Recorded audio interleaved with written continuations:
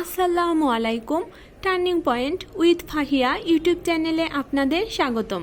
এখানে আপনারা পাবেন job circular, job exam notice, job exam suggestion এবং জব প্রিপারেশন রিলেটেড বিভিন্ন ভিডিও।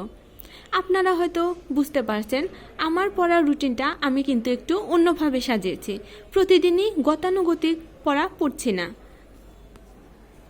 কারণ প্রতিদিনের নতুন নতুন পড়ার পাশাপাশি আমি পুরাতন পড়াটাও রিভাইজ করছি। আমরা যদি প্রতিদিন নতুন নতুন পড়া পড়ি এবং আমাদের বিগত দিনের পড়াগুলো রিভাইজ না করি, তাহলে কিন্তু আমরা পড়া মনে রাখতে পারবো না। এর জন্য একটা পড়া শেষ হওয়ার পরে আমরা অন্য একটা পড়া শুরু করার আগে ওই পড়াটা আরেকবার রিভাইজ করব, বা একটা পড়া পড়তে পড়তে মাঝে মাঝে অন্য একটা পড়া পড়ব। এতে আমাদের পড়ার একঘেয়েমি চলে আসবে না। আজকে বাংলাদেশের জাতীয় বিষয়াবলী এই অংশটা সম্পূর্ণ পড়ব।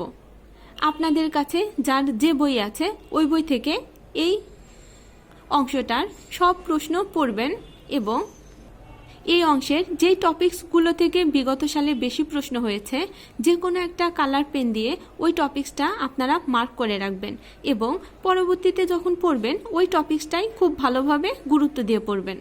আর অন্যান্য বিষয়ও পড়বেন, কিন্তু ওই টপিকসটা একটু অন্যান্য টপিকসের থেকে বেশি গুরুত্ব দিবেন।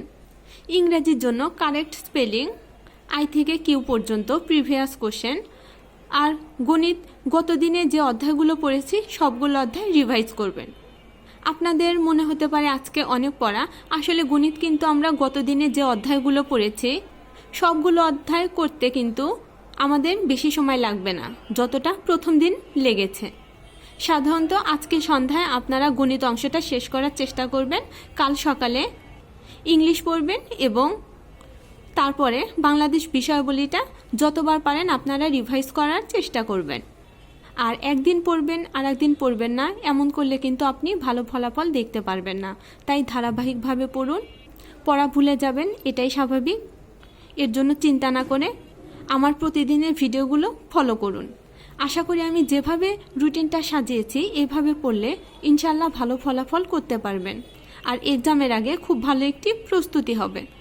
আমি আমার শিক্ষকদের থেকে যে পরামর্শগুলো পাবো ওগুলো আমি আমার ভিডিওতে শেয়ার করব, যেন আপনারা উপকৃত হন।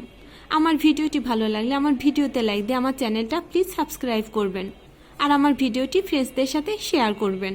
যতদিন বিসিএস এর সিলেবাস পাল্টাবে না ততদিনই আমার এই ভিডিওগুলো সমানভাবে কার্যকর, সেটা যে কোনো বিসিএস এর জন্যই। তাই আপনাদের যারা সিনিয়র আছে তাদেরকে নির্দ্বিধায় বলতে পারেন আমার এই রুটিন অনুসারে পড়তে।